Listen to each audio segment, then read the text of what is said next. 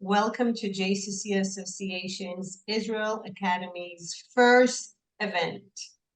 For those who don't know me, my name is Leah Garber, and I am a Senior Vice President at JCC Association and the Director of the Center for Israel Engagement. And as I mentioned, I am based here in Israel.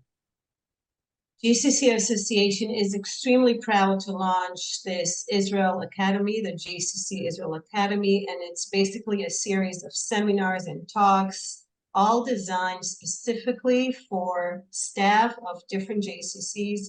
All staff are invited, and it's offered at no cost, in addition to different grants that we could talk about later. Thanks to a partnership between JCC Association and the Israeli Ministry of Diaspora Affairs through our initiative called Mitchabri. So why are we putting all of this together? And I think you know the answer better than I do. In the aftermath of the October 7th massacre, Hamas attack on Israel, and the war that immediately followed, 229 days ago, many of you, many JCC staff members found themselves involved in conversations and debates and arguments and needing to make different kinds of program decisions that are all related to Israel that were challenging, for some difficult, for some impossible, and for many, many, they were not prepared to have these conversations. They knew not enough about what's going on.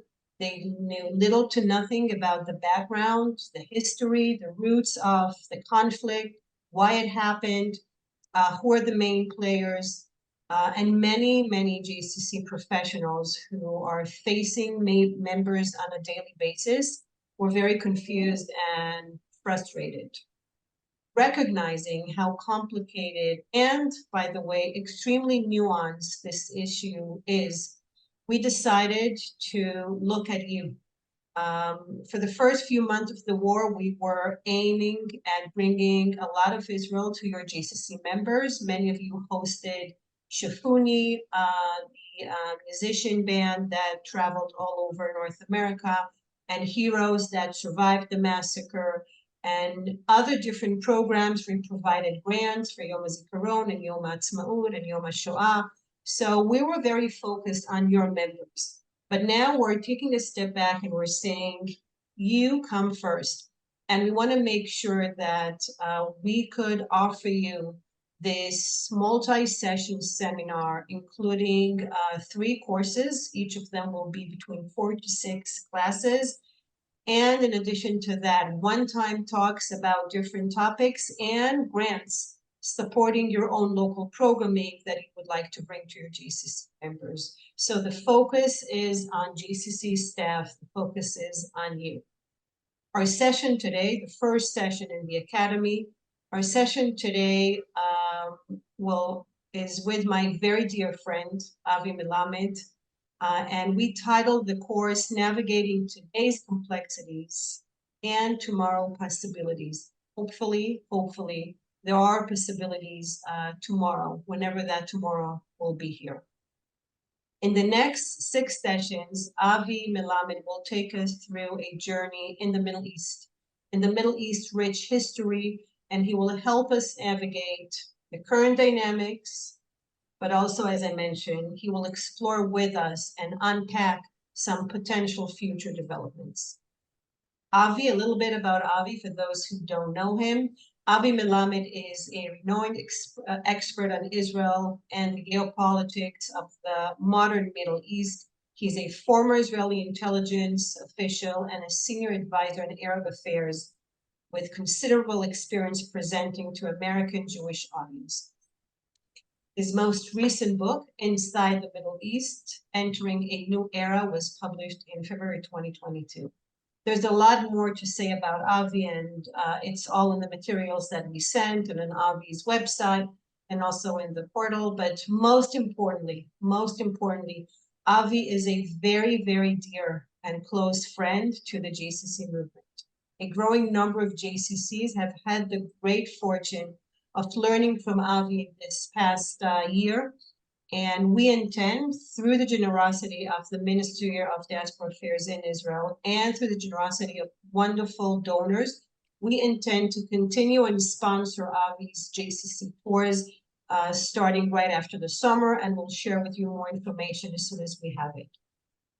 So Avi will go first, and following his presentation, we'll open up for questions. I do want to say, please do not put your questions in the chat box. It's impossible for a presenter to follow the chat box. When you're ready with the question, we'll ask you to use the raise your hand feature and unmute yourself. So with no further ado, Avi, thank you for opening our academy. Thank you for being our first presenter. And thank you all for participating, for taking an hour of your busy days to learn more about what's going on. Leah, thank you so much for your very kind introduction. Ladies and gentlemen, shalom from Israel. Here it's an evening almost in Israel. Very honored and excited to be the first one actually launching this wonderful initiative. And I'm very much looking forward for our times together. Shortly, we will start our session, but before that, just very shortly, I want to do in a very exceptional way this time, I want to do some housekeeping, sort of speaking, just to refer to something about the course. You have been provided with a link to our website inside the Middle East, where we have established a special portal just for the JCC Academy. This portal enables you in each and every session to have in advance the materials, the background materials about the session, which includes terms and some synopsis of the session agenda and so on. And it also enables you, that portal, once we will record, we will finish recording the sessions, and we will be recording each and every one of them as a video, we will also upload them to the portal, so you could have an access to all of the materials, so you could always go back, look again, refresh memory and knowledge and so on and so on. So this is something that we would like you to be tuned to be aware of, because obviously it's very significant and it's very helpful. So without further ado, let me jump into our session. As you could see, we have 6 sessions planned. Today, we are starting for session number 1, historical framing of the Middle East. Now, I would just say something generally. Of course, as you could understand, trying to cover the Middle East in 6 sessions is a little bit challenging.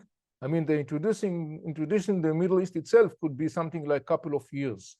But the whole purpose here, of course, is not to make us all experts on the Middle East, but rather the whole guiding theme of these sessions is to try to provide you with some aspects of the Middle East that are not being reflected really in the discussion in the Western media, in the Western public realm.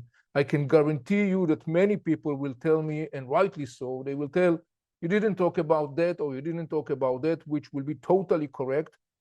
There will be many issues that I will not be talking about, because the guiding theme, as I said, is to provide you as much as possible with some aspects that are not existing in the discussion, hoping that that will basically help to engage the discussion, be engaged in discussion, expand the discussion, provides much more productive environment, sort of speaking, for any kind of discussions that you may come across in your work or in your private life. So let us start with the session agenda today. We are going to start talking about the Middle East, as I said, framing it from a historical perspective. This is generally speaking the map of the Middle East that you could see in front of you. And I would say as a framing that if somebody will ask me if I could indicate 3 major features that shape the story of the Middle East throughout history, which sounds to be a very challenging, if not impossible task, I would like, well, I think that there are 3 major features that shape the story of the Middle East through history. And one of my guiding themes says that in the Middle East, history is the present. And along our sessions, the course that we'll have together, you will find out what exactly do I mean by saying in the Middle East history is the present. So what are those three features that shape the story of the Middle East, in my view, up until our times? The first is the geographic location of this whole region, rather also known by the name of the Near East. You could see by the name that it's something that is relative because it's middle. It means it between something and something. It's near. It's near to what?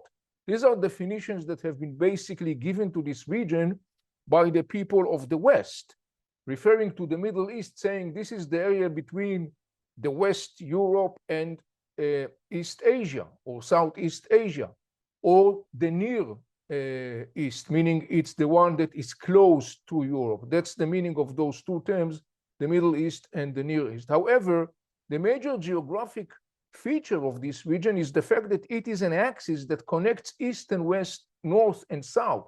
You could see in front of you this map, the whole area that is called Mesopotamia, which basically is supposed to be or considered to be the cradle of humanity and humankind.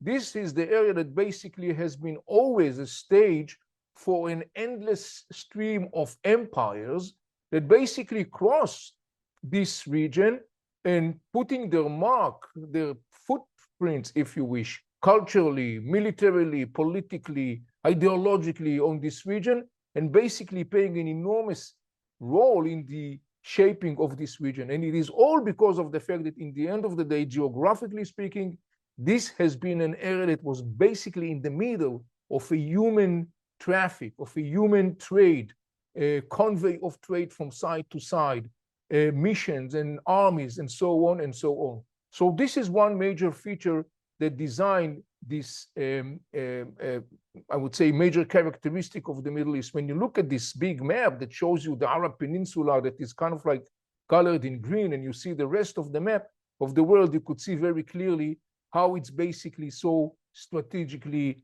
located. And so when you look at the endless stream of empires that basically left their mark on this region, you got Assyrians and Babylonians and Greek and Romans and Persians and Byzantine. And later on, we'll see another one, the Turkish Ottoman Empire, and in between all kinds of empires that basically marked their mark on this region, leaving an enormous, rich cultural, historical, political, economic significance on this region. So this was one of the major features that shaped the story of the Middle East. The other feature is the fact that to a large extent, the identity of the people of the region through history was basically designed by four major components: the religion, the tribe, the geography, and the ethnicity.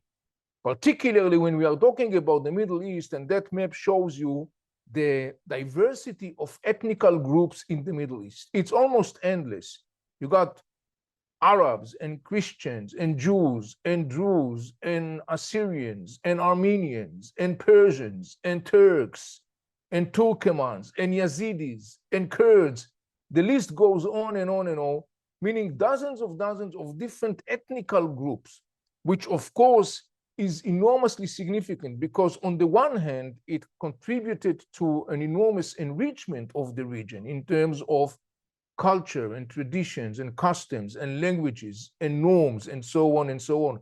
But on the other hand, it has also have been a fertile ground, sort of speaking, for a never ceasing clashes, frictions between the different ethnical groups that basically in the end of the day are composing this fascinating fabric of the people of this region. So the ethnical identity is one of the most significant component of the people of the region. And other thing which is enormously significant is the fact that the basic nuclear, sort of speaking, structure in terms of the societal fabric is the belonging to a larger frame, either in the sense of a large families structure. When we are talking about families, we are not talking about the Western style families.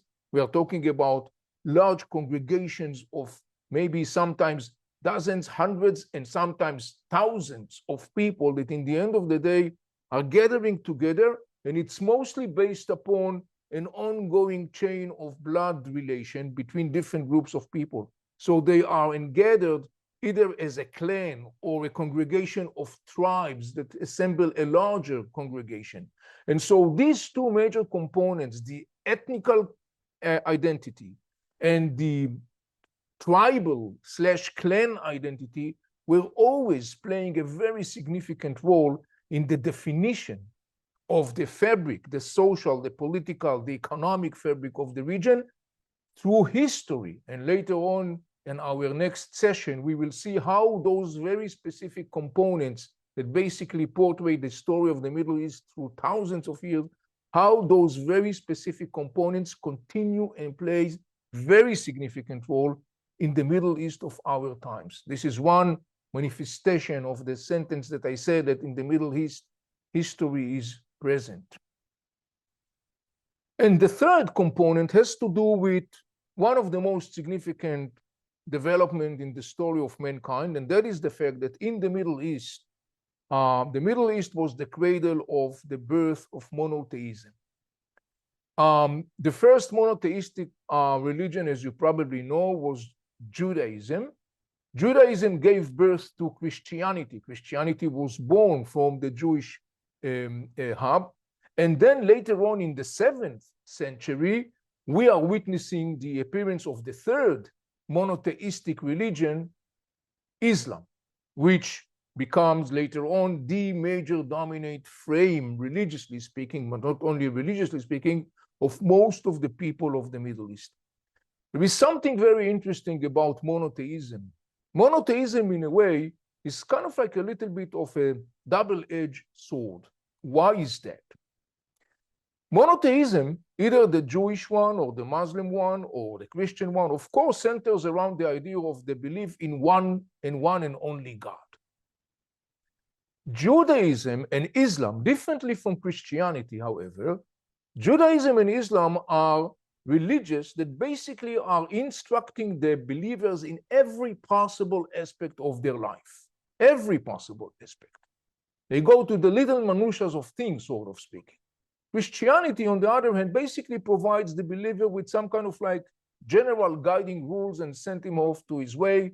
Be a good man, be a good person, try to do the best thing, that's it.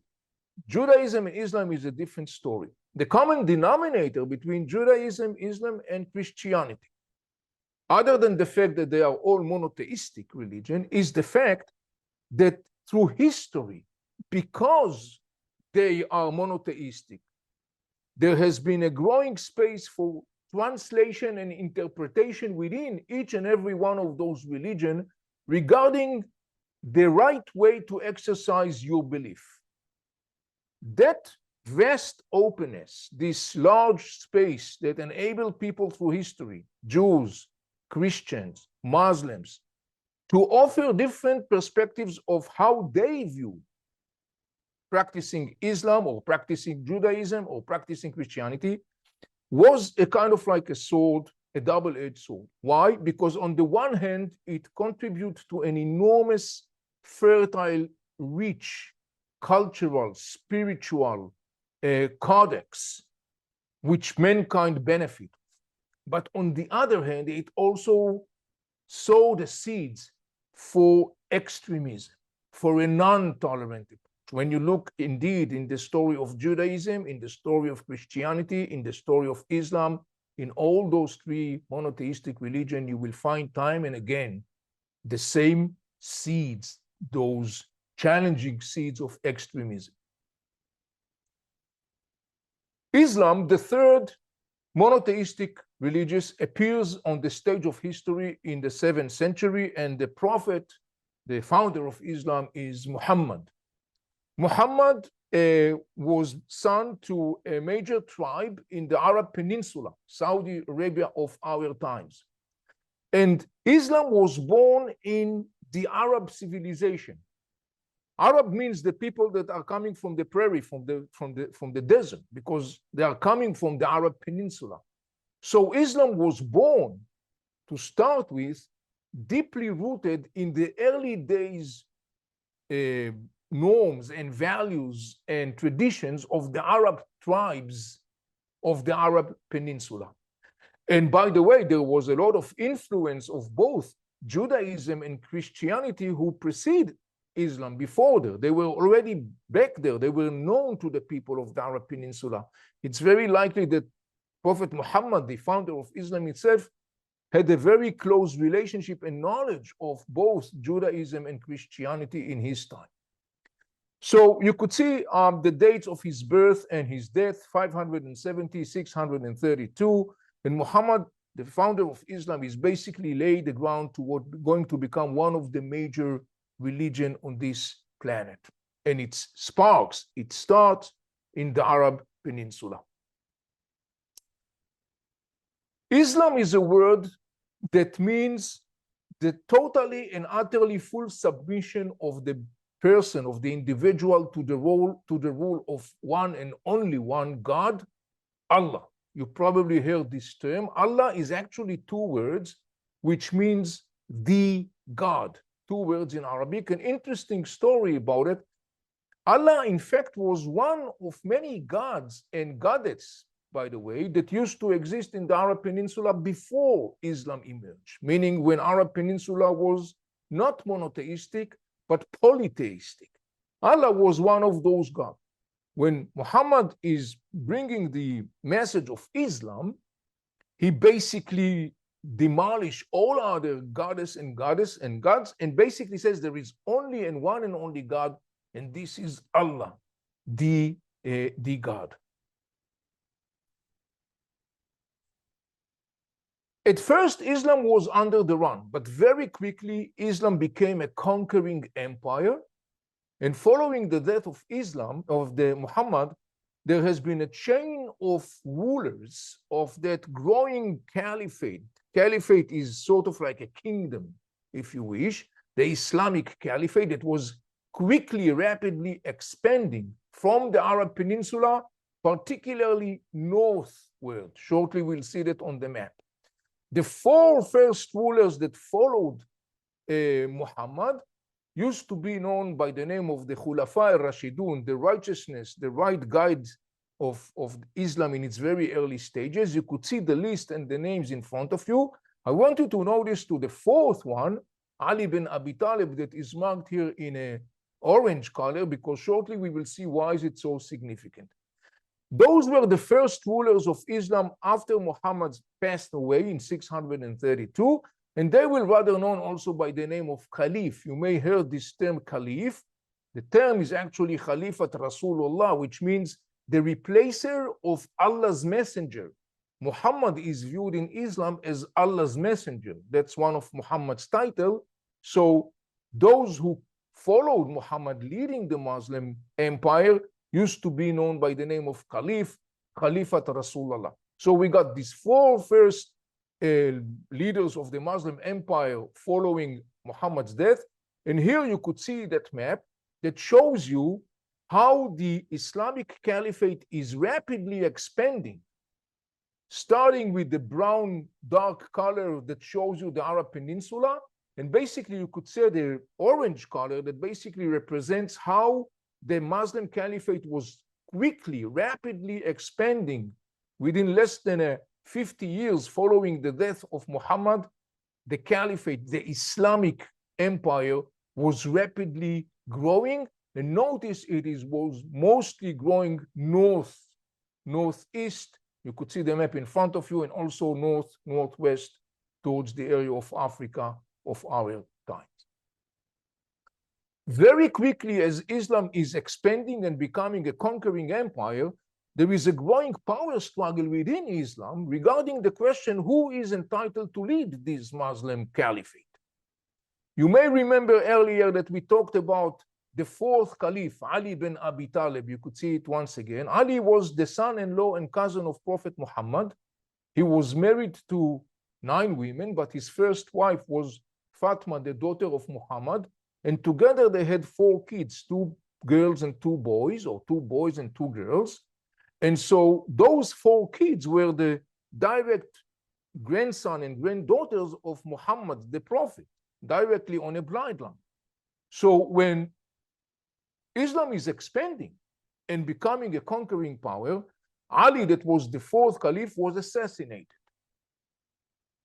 His son, from his marriage to Muhammad's daughter Fatima, became the caliph after him for a while.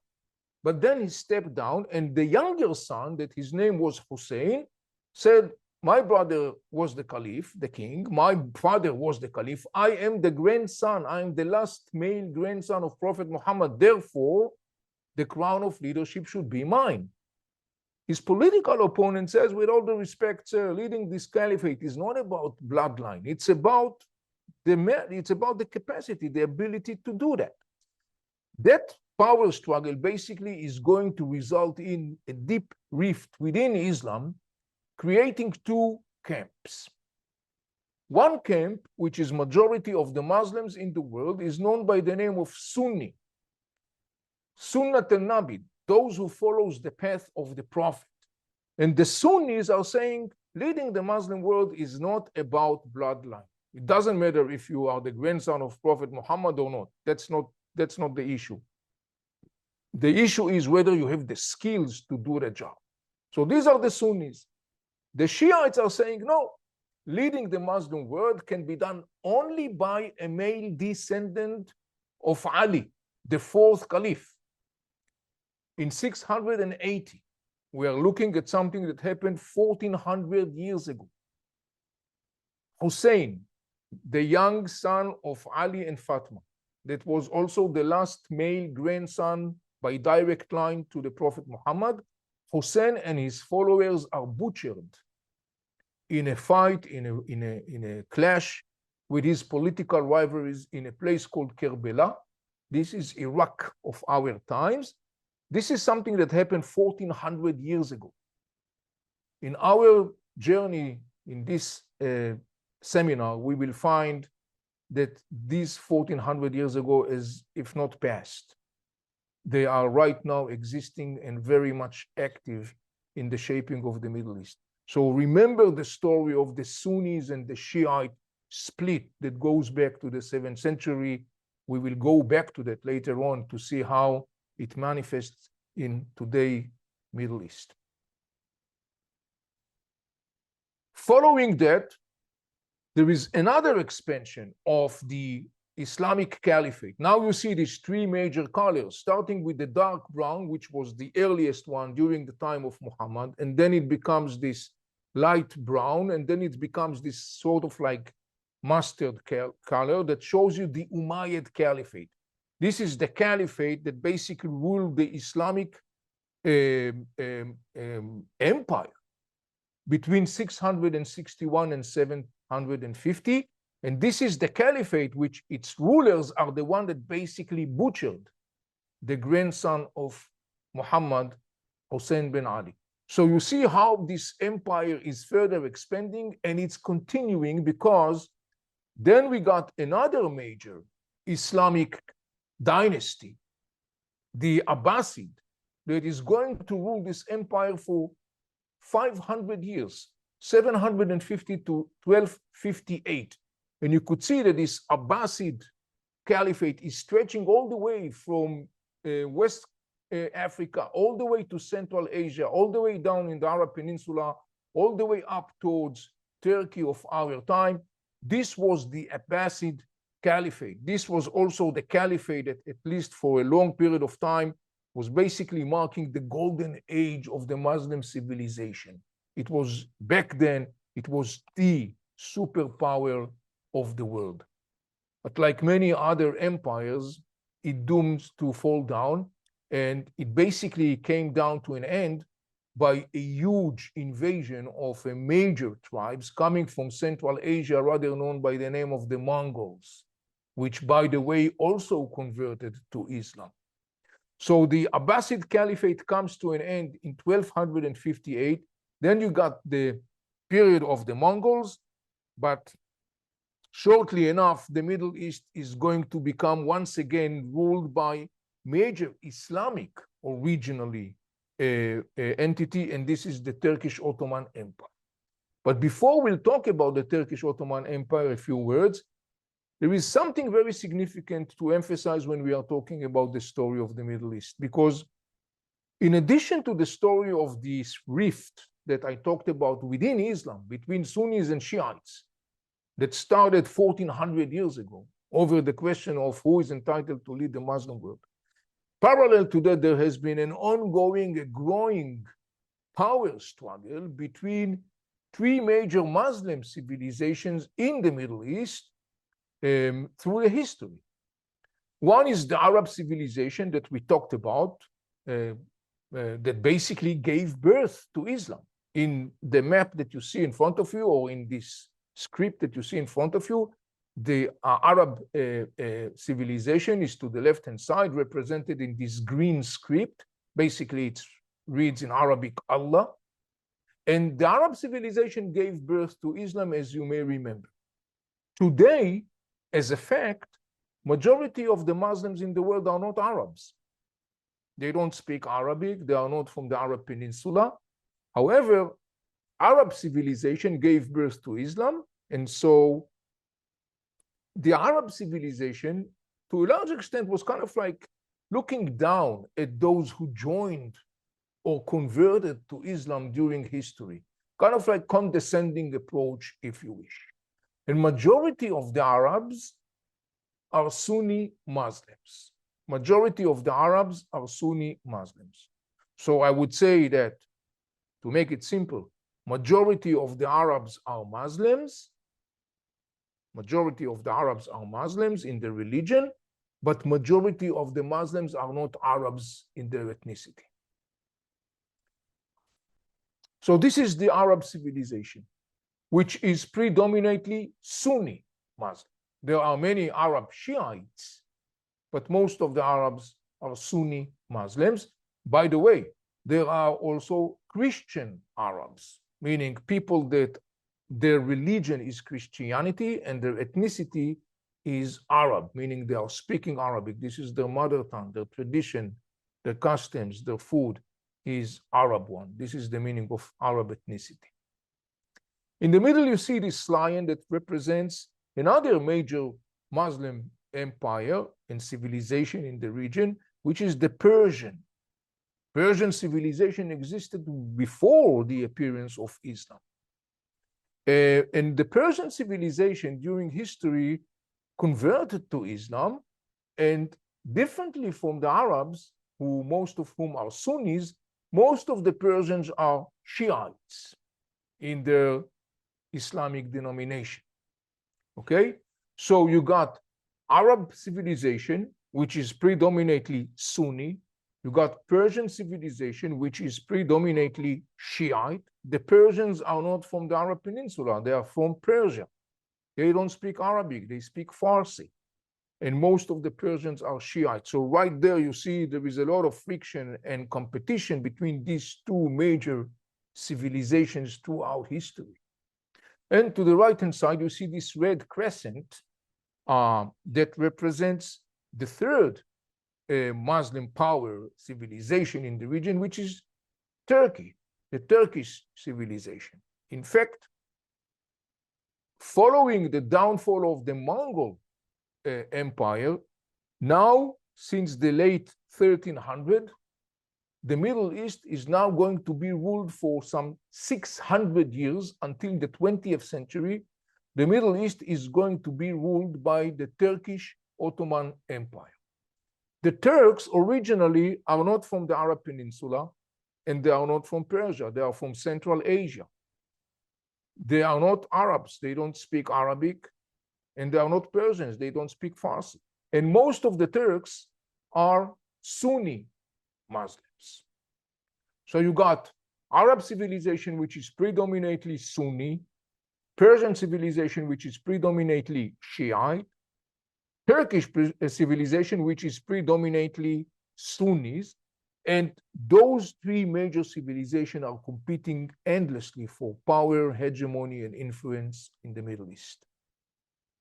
And that brings us to the story of the Turkish Ottoman Empire that is going to rule the Middle East for 600 years, from 1299 until 1920, until the end of the First World War. During the rule of the Turkish Ottoman Empire, you could see that map that shows you how that empire was stretched all the way to Central Europe, to the gates of Austria in the north. You could see that this empire was the overarching major entity ruling this whole region. And here is something significant to remember. Up until the 20th century, the concept of national statehood that we know today did not exist in this region, neither in many other places. The people of the Middle East, until the 20th century, and starting from the 7th century when Islam became the most dominant religion of the people of the region, the people of the Middle East, most of whom Muslims, but also there are Jews and Christians, the people of the Middle East basically lived within a frame that was ruled by an Islamic entity. Whether it was the Umayyad Caliphate, whether it was the Abbasid Caliphate, the Mongolian Caliphate, and of course the Ottoman Turkish Empire. And so, obviously, the concept of national statehood did not exist at all. It was totally something that did not exist.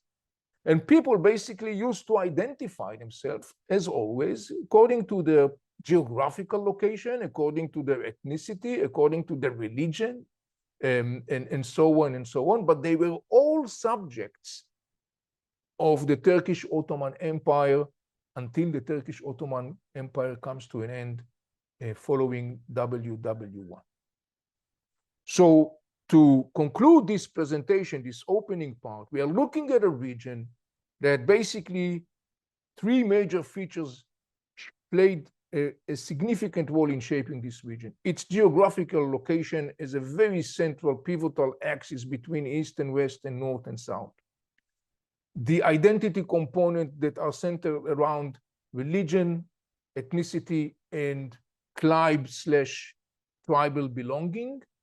And the third thing, the fact that monotheism, and particularly the Islamic model of monotheism, because Islam became the ruling power since the 7th century in this region, monotheism has been the major component of identity of religion, shaping another major feature of the people of the region.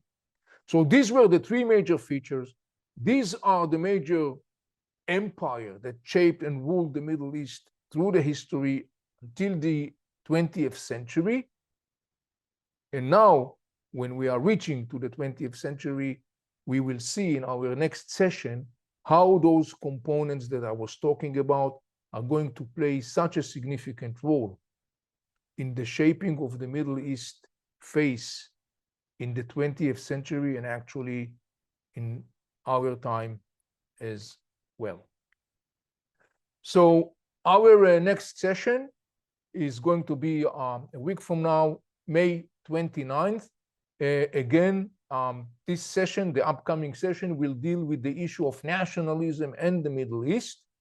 Again, reminding you, please go to the portal of the JCC Academy in our website. We send you the link.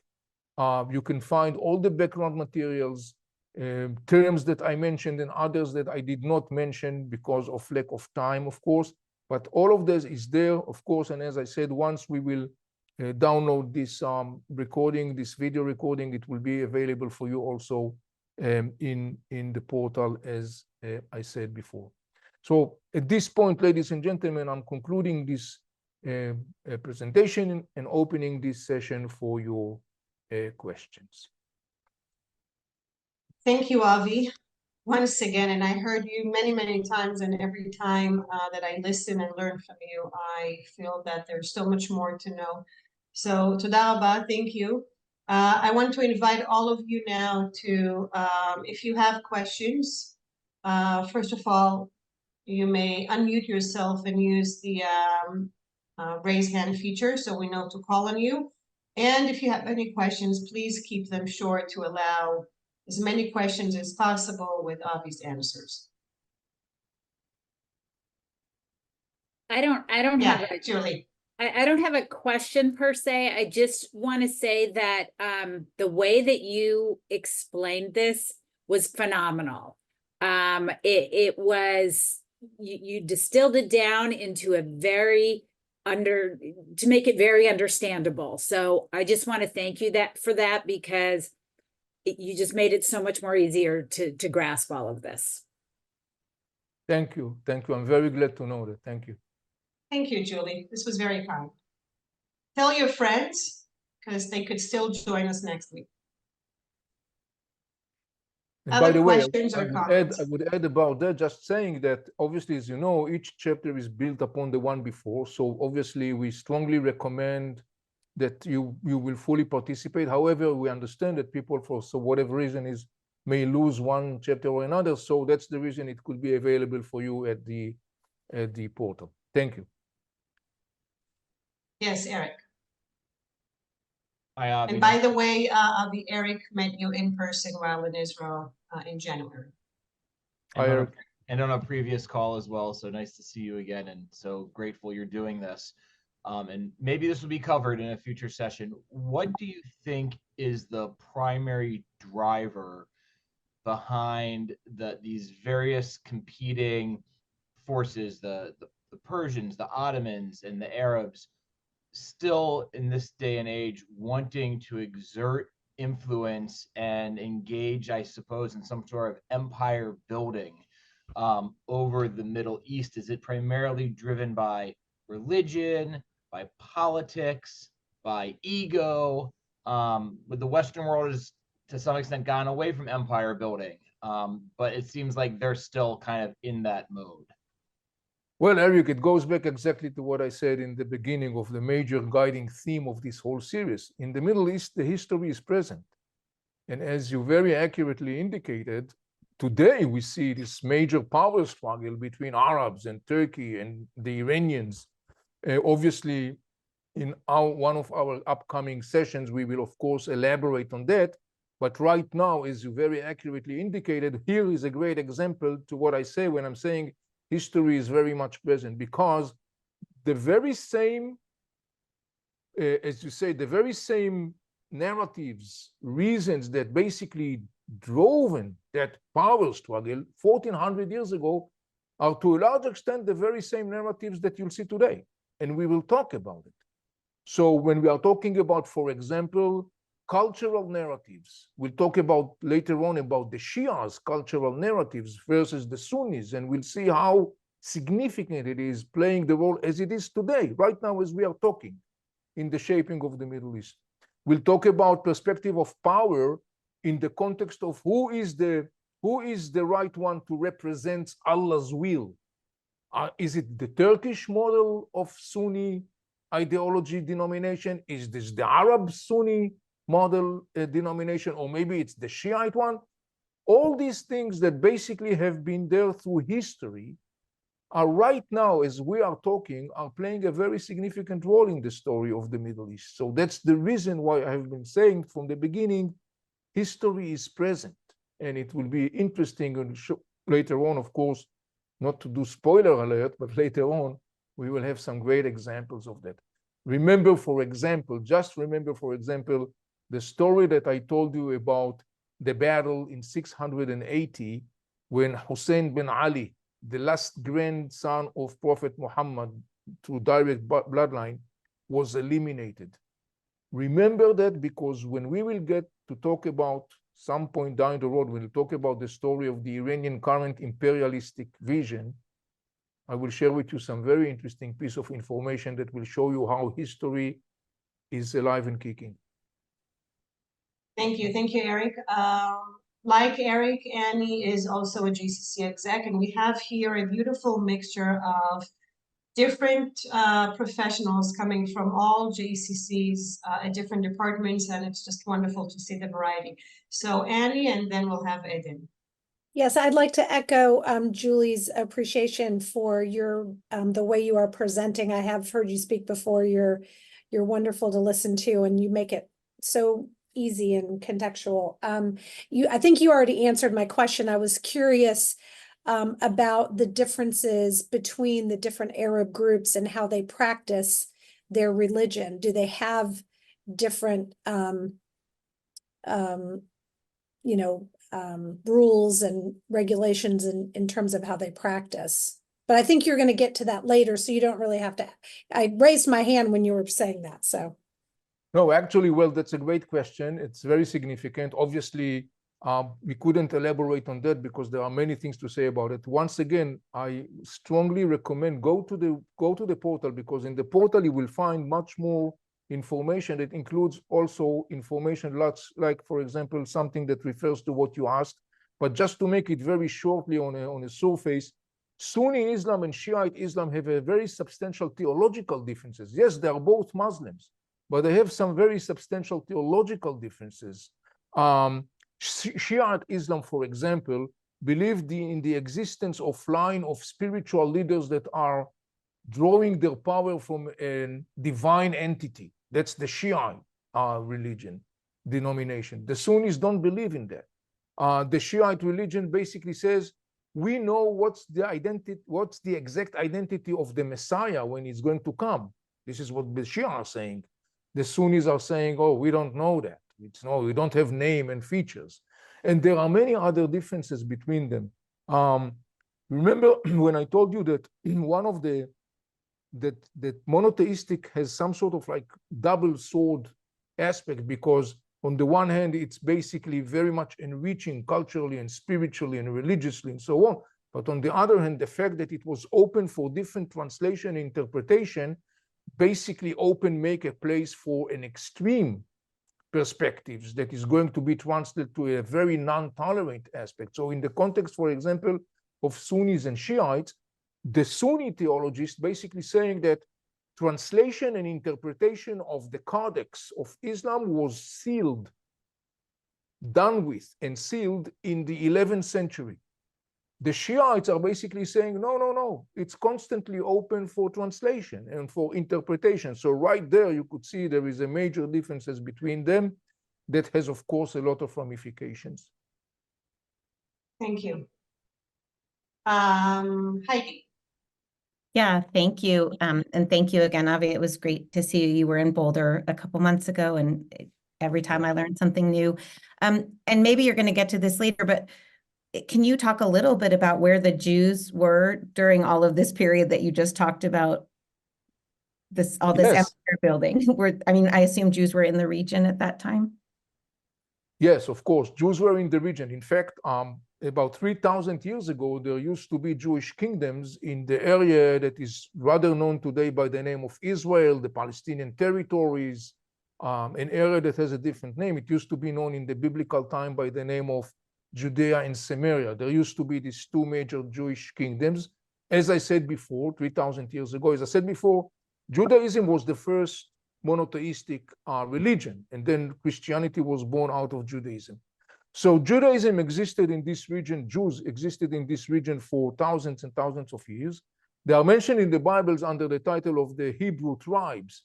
And the term Jews actually comes from one of the tribes that used to be known by the name of Judea, Yehuda. This is the source of the name Jew. By the way, there used to be Jewish tribes in the Arab Peninsula. Before Islam emerged, there used to be Jewish tribes in the Arab Peninsula. By the way, they were very powerful economically and militarily and socially tribes in the Arab Peninsula, and they were Jews. And so when I was talking about the fact that Muhammad apparently knew them intimately, he knew them because they were in the same environment where he lived and operated. He knew the Jewish tribes. And it was an interesting episode in Islam because not many people know that. When Muhammad started his prophecy, Muhammad was under the run because his own people, his own tribe, basically didn't like his messages, because his messages were kind of like threatening to dismantle and to disintegrate the social and economic fabric of the tribes. So basically, Muhammad at some point has to run for his life with his first followers. So they moved from Mecca to another place in Saudi Arabia that is called Medina. And as part of trying to expand its message, Muhammad was trying to convince, to persuade the Jewish strong tribes, rich tribes of the Arab Peninsula to convert to Islam. There was an interesting episode where Muhammad basically turned to the Jewish tribes and said to them, look, if you will become Muslims, meaning if you stop being Jews and you will become Muslims, I will set the first direction of the prayer towards Jerusalem. Jerusalem, which is known in Arabic by the name of Al-Quds, a word that is taken from Hebrew, which means Hakadosh, the holy. As you know, Jerusalem was always the center of the Jewish people. This is where the Jewish people used to pray to. So Muhammad basically, when he started spreading Islam, he's basically trying to persuade the Jews to join Islam. And he says, the first direction of the prayer of the Muslims will be Jerusalem. And so in Arabic, there is an interesting phrase that basically, now you could understand it. The phrase says, calls Jerusalem, Ula al-Qiblatain Talat al-Haramain, which means the first one in direction of the prayer chronologically, and the third one in terms of holiness for Islam, because Islam has three holy sites, Mecca, Medina, and Jerusalem. Jerusalem was the first direction of the prayer of the Muslims in the early days because they wanted to lure the Jews to become Muslims. The Jews, by the way, the Jewish tribes of the Arab Peninsula rejected Muhammad's offer. They didn't want to convert. Later on, Muhammad is going to take the revenge of the Jewish tribes when he's going to expand its rule in this region.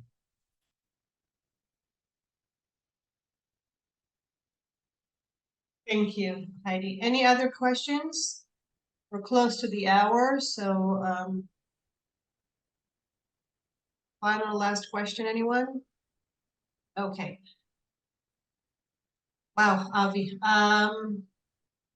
This is tough. It's tough because it's a complicated reality. And as we progress in the next 5 sessions, we'll get to today, we'll get to what happened here, we'll get to what may happen in the future. I just wanted to point out that today is a particular difficult day here in Israel. I should actually say this evening. Exactly an hour ago, a video showing 5 female soldiers as they were brutally kidnapped on October 7th. It was documented by the terrorists themselves who carried body cameras. And the video was released an hour ago to the public.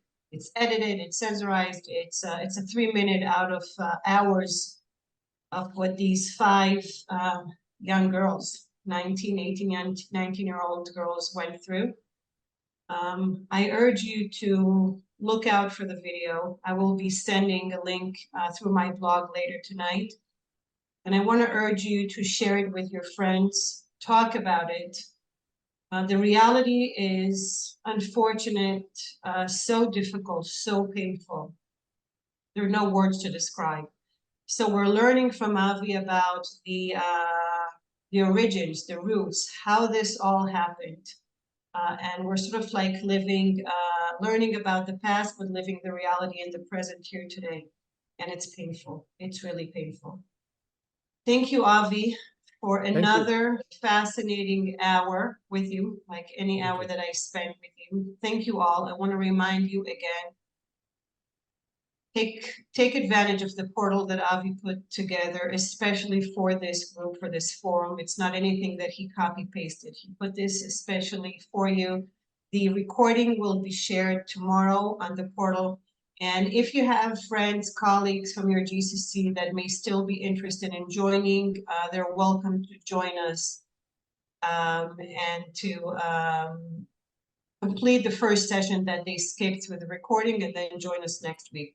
So with that, looking forward to seeing you next Wednesday, same day, same hour, hopefully by then, with some good news. Hopefully by then, those 5 young women will be released. We're all praying. Toda rabba and good evening. Thank you, Leah. Thank you, Avi. Thank you. Shalom, shalom. Thank you. Thank you, Avi. Bye-bye. Thank you, Leah. Thank you.